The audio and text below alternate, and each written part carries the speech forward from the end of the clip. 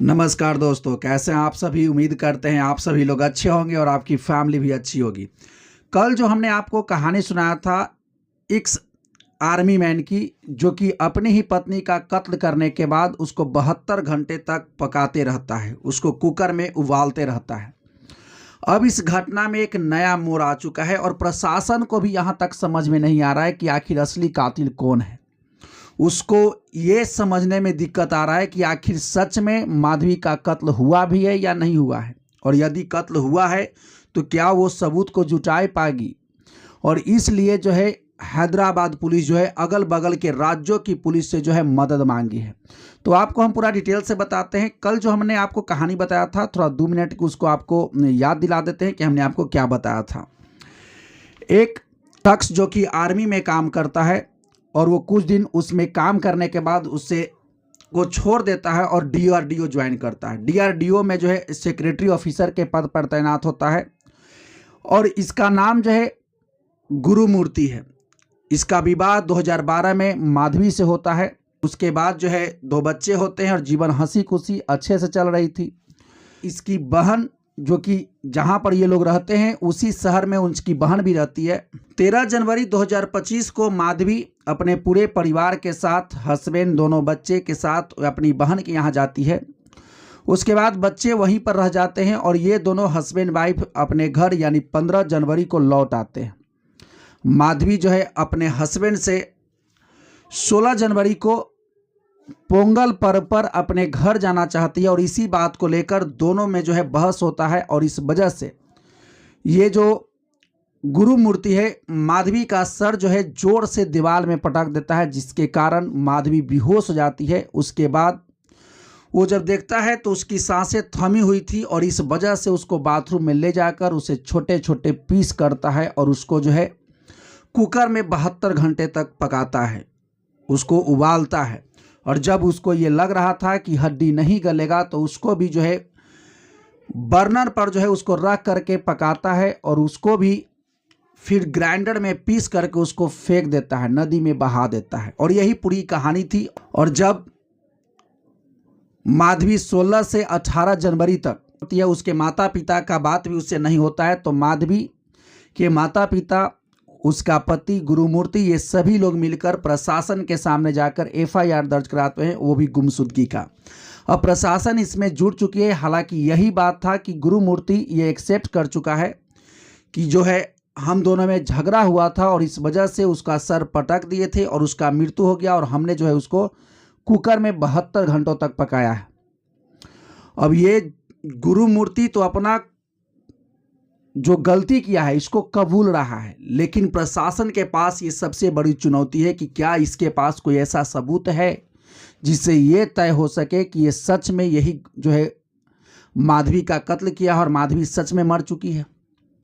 प्रशासन के पास ऐसा कोई सबूत नहीं। हालांकि फॉरेंसिक टीम और जितने भी प्रशासन के लोग हैं वो पूरा प्रयास कर रहे हैं कि कोई तो ऐसा एक सबूत मिले जिससे ये तय हो सके कि माधवी का सच में कत्ल हुआ है। क्योंकि प्रशासन और फॉरेंसिक टीम जो जो ये स्पॉट बताया, जैसे बाथरूम, वो जो है बर्नर और नदी, ये सब जगह प्रशासन अपने तरीके से पूरा जांच पड़ताल की है ताकि कुछ सबूत मिल जाए। लेकिन फॉरेंसिक टीम के सदस्यों का कुछ कहना है कि यानी इस तरीके से साफ सफाई किया गया है कि कोई सबूत मिलना जो है बहुत मुश्किल होगा। हालांकि अभी तक फॉरेंसिक टीम का कोई भी रिपोर्ट नहीं सामने आया है। प्रशासन अभी तक माधवी के इस केस को यानी मर्डर में कन्वर्ट नहीं किया है, मर्डर वाला केस में कन्वर्ट नहीं किया है। अभी केवल गुमशुदगी का ही रिपोर्ट है और अभी तक जो है गुरुमूर्ति को भी अरेस्ट नहीं किया गया है, इसको केवल डिटेन करके रखा गया है। डिटेन एक जो है प्रशासन का एक शब्द होता है, डिटेन करके रखा गया है। अभी तक इसको अरेस्ट नहीं किया गया है क्योंकि प्रशासन के पास उसको अरेस्ट करने के लिए कोई सबूत ही नहीं है। और यदि ये बात कोर्ट में जाता है या यदि उसका कोर्ट में पेशी होता है तो सोचिए प्रशासन किस आधार पर ये उसको जो है कोर्ट में पेशी करेगा कि ये जो है गुनाहगार है। केवल कहने के आधार पर कि ये बक रहा है, हमने जो है अपनी पत्नी का कत्ल किया है, क्या इसके आधार पर उसको सज़ा मिल पाएगा? इंडिया में या किसी भी देश में, खास करके इंडिया में, ये कानून नहीं है कि कोई भी अगर प्रशासन के सामने जो भी कबूलनामा कबूले उसके आधार पर किसी को गुनाहगार समझा जाए और उसको जो है उसके बदले जो है सजा मिले। भारत में ऐसा प्रावधान खास करके नहीं है। तो प्रशासन के पास सबसे बड़ा चुनौती ये आ रहा है कि या तो मूर्ति कह रहा है उसके आधार पर उसको कोई सबूत हाथ लग जाए, जैसे मांस का कुछ टुकड़ा या चाकू पर कुछ निशान या जो भी ब्लड का निशान या सैंपल या हड्डी का चूरा, कुछ भी ऐसा मिल जाए जिससे ये तय हो जाए कि ये माधवी का है और उसका कत्ल सच में हो चुका है। और दूसरा बात ये कि यदि वो नहीं मरी है तो आखिर कहाँ गई। प्रशासन हर पहलू पर विचार कर रहा है कि क्या माधवी का किसी बाहरी आदमी के साथ भी कोई संपर्क या दोस्ती था या नहीं था, या कहीं चली गई है। लेकिन अभी तक जो वहाँ के कमिश्नर हैं हैदराबाद का, उनका साफ साफ कहना है कि हमारे पास ये पहली बार ऐसा केस आया है जिसमें हम जो है हाथ खड़े कर चुके हैं, हमको कोई ऐसा आइडिया और क्लू नहीं मिल रहा है जिससे ये तय हो सके कि ये केस जो है सोल्व हो।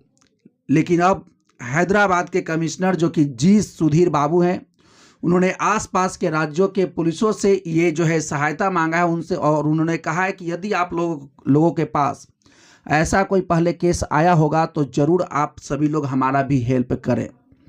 तो सबसे बड़ा सवाल यहाँ पर ये उठता है कि यदि प्रशासन के पास कोई क्लू नहीं मिल पाया और यदि माधवी लौट के भी नहीं आ पाती है तो क्या गुरुमूर्ति को सजा मिल पाएगा।